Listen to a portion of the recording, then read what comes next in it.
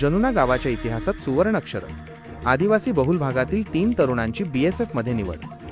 मंगरुळपीर, वाशिम जिद्द आणि चिकाटी असेल तर कोणत्याही संकटावर मात करून यशाला गवसणी घालता येते, हे मंगरुळपीर तालुक्यातील जनुना येथील 3 तरुणांनी सिद्ध करून दाखवले आहे.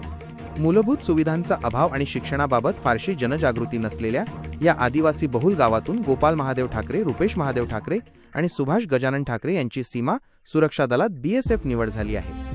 गावाच्या इतिहासात पहिल्यांदाच सरकारी नोकरीचा मान. जनुना हे गाव आजही अनेक सोयीसुविधांपासून वंचित आहे. गावात रोजगाराच्या संधी कमी आणि शैक्षणिक वातावरण फारसे पोषक नसतानाही या 3 तरुणांनी देशाच्या रक्षणाचे स्वप्न उराशी बाळगले.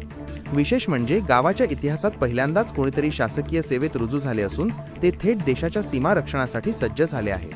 त्यांच्या या यशामुळे संपूर्ण गावात आनंदाचे वातावरण आहे. स्मृती प्रीत्यर्थ गौरव सोहळा.